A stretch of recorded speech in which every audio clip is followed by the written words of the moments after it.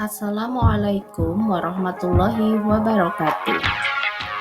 Saya Dia Rusdiana, mahasiswa PPG dalam Jabatan Kemenak tahun 2023 dari Universitas Negeri Malang yang akan mempersembahkan kepada semuanya tentang best practice menggunakan metode STAR yang saya buat di MTSN 3 Jombang. Metode yang dipakai adalah metode STAR. S. Situasi, T. Tantangan, A. Aksi, dan R. Refleksi untuk mengatasi permasalahan dalam pembelajaran.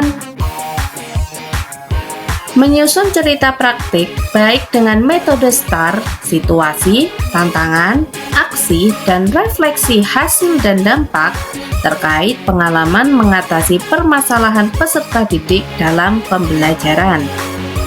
Metode ini dilakukan di MTSN 3 Jombang yang mana masih berada pada tingkat madrasah sanawiyah. Metode ini dibuat untuk PPL aksi ke-1 pertemuan kedua pada hari Kamis tanggal 22 Juni 2023. Tujuan yang ingin dicapai.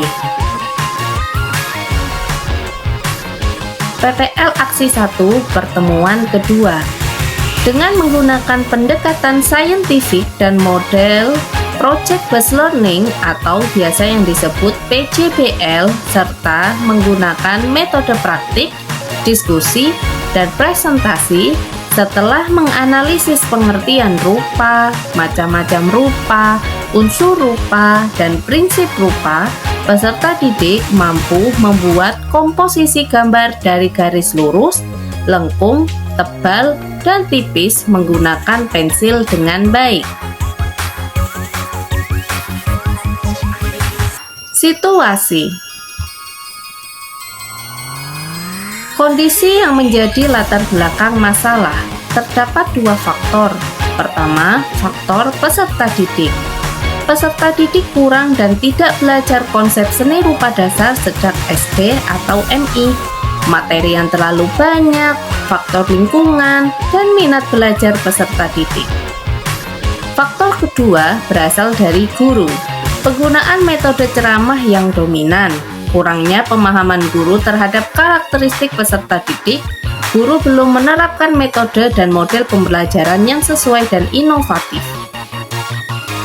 Praktik ini penting untuk dibagikan karena dapat menimbulkan dampak yang sangat besar dan luar biasa dalam proses pembelajaran, yaitu dengan menerapkan model dan metode pembelajaran yang bervariasi, siswa sangat antusias dalam mengikuti proses pembelajaran mulai dari pendahuluan, inti, simpulan, dan sampai dengan refleksi serta penutup.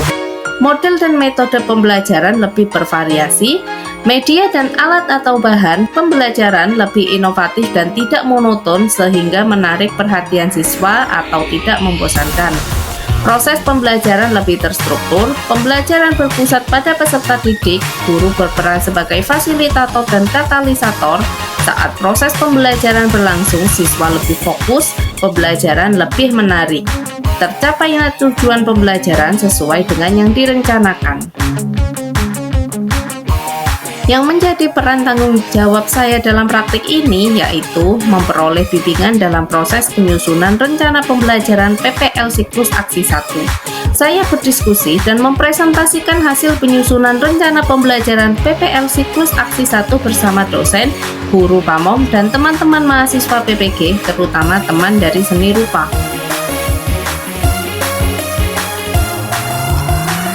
Melakukan revisi perbaikan rencana pembelajaran PPL siklus aksi 1 berdasarkan sharing dari hasil diskusi dan presentasi yang sudah dilakukan, mengunggah perangkat pembelajaran PPL siklus aksi ke-1 di LMS, menyiapkan bahan ajar, media pembelajaran, LKPD, dan instrumen penilaian untuk pelaksanaan PPL siklus aksi ke-1.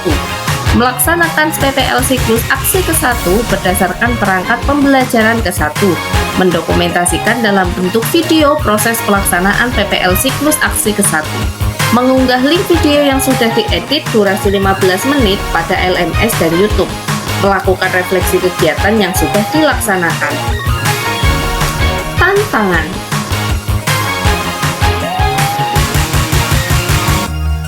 Apa yang menjadi tantangan dalam mencapai tujuan tersebut? Kesiapan peserta didik dalam proses pembelajaran karena bersamaan dengan hari libur dan siswa saya 99% berbasis pondok dan mereka pulang kampung.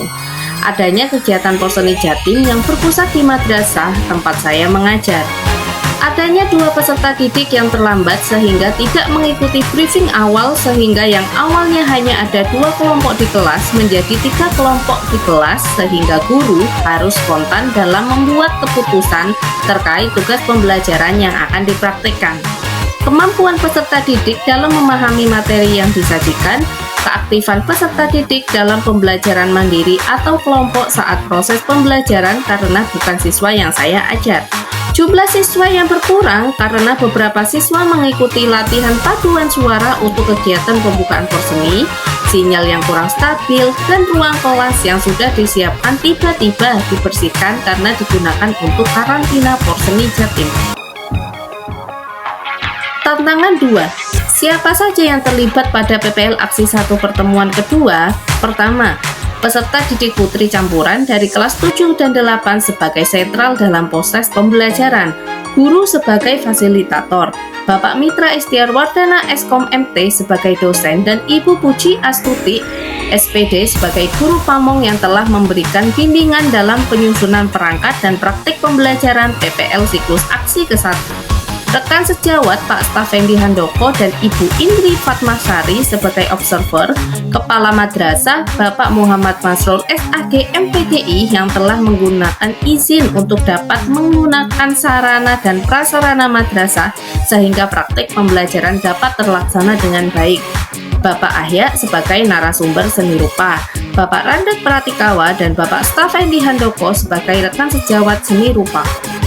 Langkah-langkah apa yang harus dilakukan untuk menghadapi tantangan tersebut? Mempersiapkan fasilitas yang dibutuhkan, mempersiapkan perangkat pembelajaran, mencari lokasi signal yang stabil yang ada di dalam kelas sehingga bisa online dengan dosen dan guru pamong serta teman-teman PPG, mendapatkan dukungan dari kepala sekolah, mempersiapkan peserta didik untuk membantu PPL, membutuhkan kerjasama dengan teman sejawat yang membantu pada saat pengambilan video, mengantisipasi dengan menyiapkan beberapa planning jika terkendala terkait sarana dan prasarana seperti laptop, mikrofon, dan headphone.